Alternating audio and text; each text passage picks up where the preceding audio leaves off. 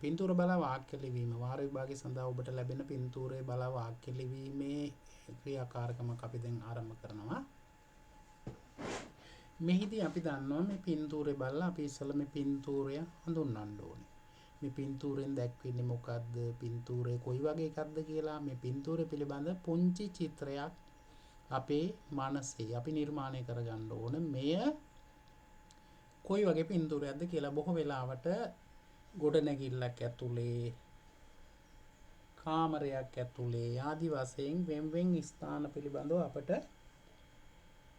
කතා කරන්න පුළුවන්. අපි දන්නවා මේ පින්තූරය පැහැදිලිවම බාහිර ස්ථානයක තිබෙන පින්තූරයක් කියලා. බාහිර ස්ථානයක එලි මහනක දැක්වෙන පින්තූරයක්. මේ පින්තූරයේ අසල මේ පින්තූරයේ ජල පහරක් හෝ ජලාශයක් වගේ ස්ථානයක් තියෙනවා. පසුපසින් කැලෑවක් වගේ කඳු වැටි දැක්වෙනවා. ඒතර අපි ඉස්සෙල්ලා පටන් ගන්න පින්තූරය හඳුන්වන්න. කොහොමද පින්තූරය හඳුන්වන්නේ? මෙය බාහිර ප්‍රදේශයක් දැක්වෙන පින්තූරයක්. එහෙම නැත්නම් ගෙයක් තුල නෙවෙයි, මෙය එලි මහනක් දැක්වෙන පින්තූරයක් කියලා අපි ඉස්සෙල්ලාම කියමු. එලි මහනක දර්ශනයක් දැක්වෙන පින්තූරයක්. සිංහලෙන් ලියනවා නම් මෙහි දඩයක් කරුවෙක් සිටිනවා. මෙහි පරවියෙක් සිටිනවා.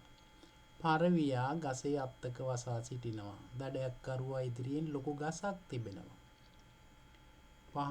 පහළින් ජල පහරක් තිබෙනවා. දඩයක් කරුවාගේ කකුල අසලෙන් පොඩි කුහුඹියෙක් සිටිනවා. ඔය වගේ අපිට මේක විස්තර කරන්න පුළුවන්. අපි බලමු කොහොමද මේක කරලා තියෙන්නේ කියලා.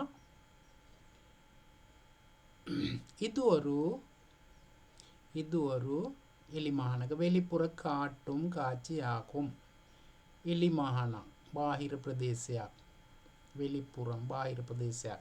කාට්ටුම් දැක්වෙන කාච්චි දර්ශනයක්. ආහුම් වේ ඔරු කියලා ගොම දර්ශනයක් වෙනවා.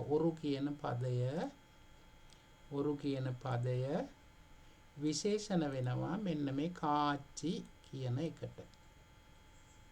කාච්චි කියන වචනෙට නාම පදයට ඔරු කියන විශේෂ පදය එකතු වෙනවා. ඔරු කාච්චි දර්ශනයක්. ඒතර මෙතන වෙලිපුර කාට්ටුම් විශේෂණ පදයක් එකතු වෙනවා. බාහිර දැක්වෙන දර්ශනයක් වේ. ආකුම් කියන්නේ වේ. ය වාක්‍යයක අවසාන කරන නිපාතයක්. වේ ය. දෙවෙනි එක වේඩන් ඔරුවන්. අපි දන්නවා මේ දඩයක් කරුවට එහෙම නැත්නම් වැද්දට කියන්නේ වේඩන් කියලා. වේඩන් ඔරුවන් විල් ඔන්රින් කුරිවයි කිරා. මෙයා මොකද කරන්නේ? මේ දඩයක් කරුවා විල් වේඩන් ඔරුවන් දඩයක් කරුවෙක්. අපිට වේඩන් කියලා ලියන්න පුළුවන් ඕන. ඔරුවන් කියලා කිව්වම දඩයක් කරුවෙක්. මේ පින්තූරේ තියෙන දෙයක් අපි කියන්නේ දඩයක් කරුවා කියනවට වඩා අපට වාසි දඩයක් කරුවෙක් කියන එක. දඩයක් කරුවෙක් විල් ඔන්රින් දුන්නකින්. විල් කියන්නේ දුන්න. ඔන්රින් කියලා කිව්වහමත් දුන්නකින් කියන අදහස එන කුරිවයි කිරා. ඉලක්කය තබනවා. අපි අර සිංහලනුත් අපි කියන ඉලක්කය තියෙනවා කියලා වයි කිරා. කුරිවයි කිරා. மூன்றாவது வாக்கியம் ஒரு சிறிய எறும்பு ஒன்று පුංචි කුහුඹුවෙක් වේඩනින් දඩයක් කරුවාගේ එහෙම නැත්නම් වැද්දාගේ කාල් අරුකිල් ඉරුකිරදු.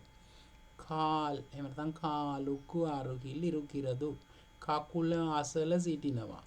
මම මේ සමහර වචන කෙටියෙන් දාලා තියෙනවා. කාලුකු අරුහිල් කියලා දාන්න ඕන. කාල් අරුහිල් කියලා අපිට සාමාන්‍යයෙන් අර අර්ථය දැනගන්න මේක නිවැරදි. ඊටාම නිවැරදිව නෙවෙයි. අපිට වාක්‍ය ගොඩනගා ගැනීම පිළිබඳ රූපයක් තාම ඔයගොල්ලන්ට දෙන්නේ. කාල් අරුහිල් රුකිරදු. කකුල අසල සිටිනවා. කවුද ඉන්නේ? ஒரு சிறிய එරුඹු පුංචි කුහුඹුවෙක්. කාල් අරුහිල් කාලුකු අරුහිල් ඉරුකිරදු. කකුල අසල සිටිනවා. 4 වේඩනුකු මුන්නාල් වැද්දාට ඉදිරියෙන් එහෙම නැත්නම් මේ දඩයක් කරුවාට ඉදිරියෙන් මුන්නාල් මෙන්න මේ වගේ වචන ගොඩාක් ප්‍රයෝජනවත් වෙනවා මේ පින්තූර විස්තර කරනකොට මුන්නාල්, පින්නාල්, අරුහිල්, මත්තිල්, නඩුවිල්, මේලේ, කීලේ වාගේ පිහිටීම් බොහෝ සෙයින් උපකාරී වෙනවා මේ පින්තූර බලා වාක්‍ය ලිවීම කිරීමේදී. පිහිටීම් විස්තර කරන්න. මුන්නාල්. வேடனுக்கு මුන්නාල් දඩයක් කරුවා ඉදිරියෙන් பெரிய மரம் ஒன்று ஒரு பெரிய மரம் කිව්වත් හරි பெரிய மரம் ஒன்று இருக்கிறது. ලොකු ගහක් තියෙනවා. පස්වෙනි වගන්තිය மரக்கிளையில் மேல்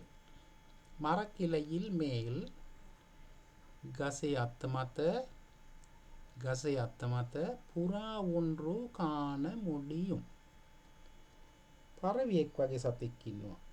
පරවියෙක් වගේ සතෙක් ඉන්නවා දකින්න පුළුවන්. පුරා ஒன்று කාණ முடியும் දැකිය හැකි.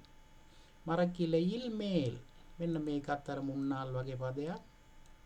පිහිටීම දැක්වෙන උඩ යට පහත මැද අග ආදි වශයෙන්.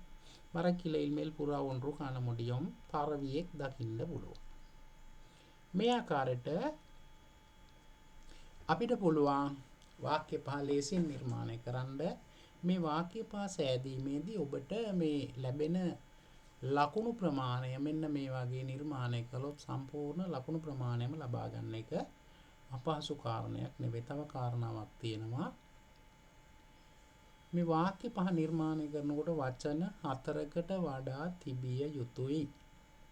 ඒ වචන 4 අර්ථවත් වචන වෙන්නත් ඕනේ. එතකොට හැම වෙලාවෙම දැන් මෙතන ඊදුවරු වෙලිපුර කාට්ටුම් කාච්චි ආහුම් කියලා දැම්මා වගේ ඉංගු ඉන්ද පඩතිල ආදි වශයෙන් ඒ විදියට පටන් ගන්නෙ නැතුව මෙන්න මේ වගේ සිදුවීම වේඩනොරුවන් විල්ලොන්ඩල් කුරිවයි කිරා.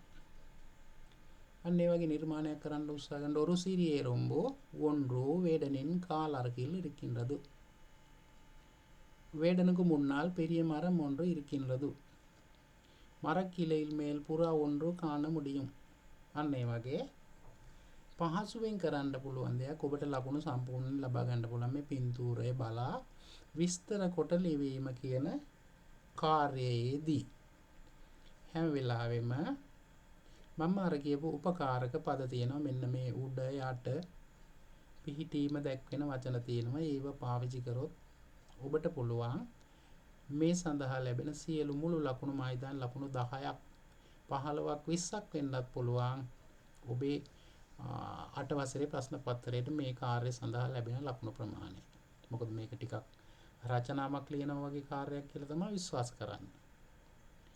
හොඳයි එහෙමනම් අපි තවත් මේ වගේ පාඩමකින් මුණ ගැහෙමු. එතෙක් ඔබට ආයුබෝවන් වණක්කම්.